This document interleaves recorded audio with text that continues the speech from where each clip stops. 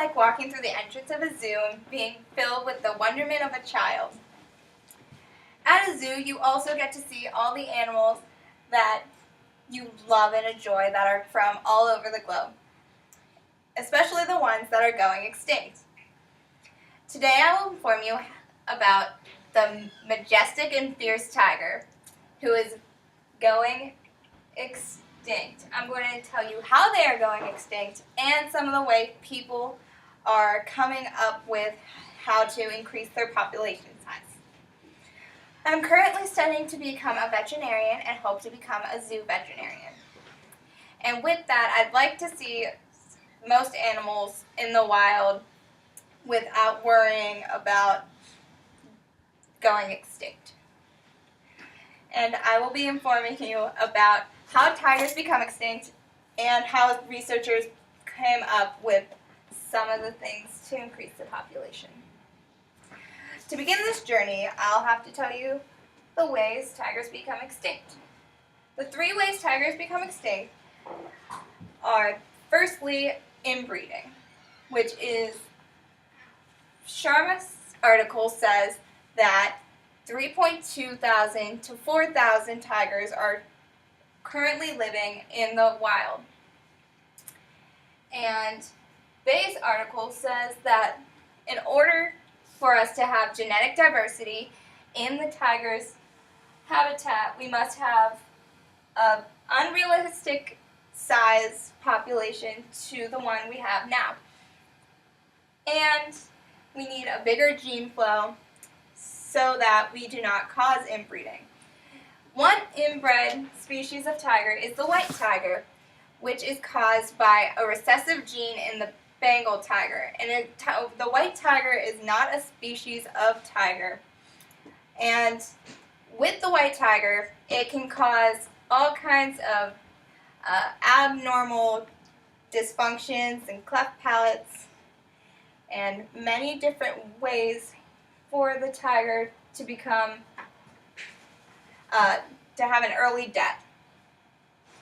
Next is deforestation, which in the article by Rand, it is the infrastructure development such as roadways which cause fragments of the roads to cause different sorts of fragments of habitats for the tigers to go into, and if there's fragments across the roads from each other, then the tigers would have to cross the road, which could cause an unnatural death by car accidents. And then there's also logging, which people buy furnitures and which cut down the trees, which bring back the amount of habitat a tiger is left to live with. And 80% of where they want to log, they're doing logging, is 85% of tigers' habitats. Finally, poaching.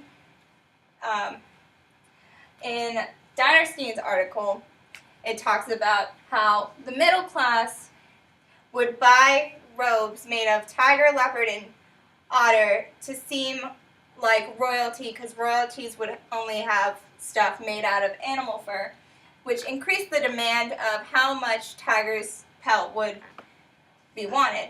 Next, tiger bones, which is used in medicines in Asian cultures, as the article in Morel says, is used for many varieties of ailments.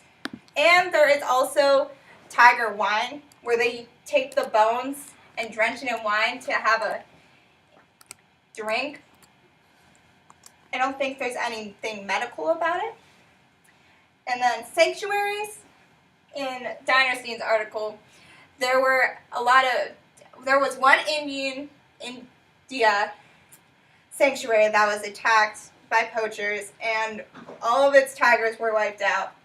And 2 of the sanctuaries in India were attacked. Almost half of them, the tigers were taken out. Even though the population size of the tiger is diminishing, there are researchers that are coming up with ways to increase the population. Researchers have come up with different ways in order to save the tiger.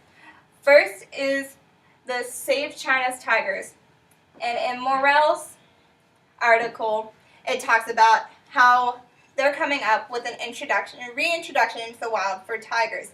They take 2 males and 2 female tigers, and they would let them free, and they would teach them. They wouldn't really teach them how to hunt. They would have them teach themselves how to hunt by their natural instincts. They would let 3 antelopes run out, and the tigers would go after them. And they're hoping that by the time that the tigers do have their babies, that the mothers will teach their young how to teach their young how to hunt in the wild all by themselves. And that was in 2003 to 2004. So this is a baby that came out of this project.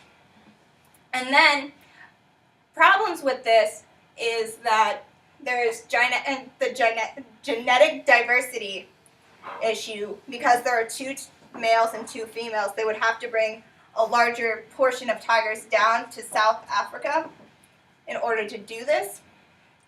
They would also have to get more area of land in South Africa because 10 tigers take up 10,000 acres of land. And then the next way they tried to increase the population is Project Tiger, which in Dinerstein's articles, he said that in India there was a large outcry from the public to the Prime Minister of India, and he came up with a way to try to increase the population and make it so that less poachers can get a hold of these animals. And he did this by getting 37,700 kilometer square area of land in 17 states to try and hold the tigers in so that no poachers can go in and just kill whatever tigers they'd like. With so many creative and intelligent minds, there's so many different ways that we can try and increase people can try to increase the tiger population.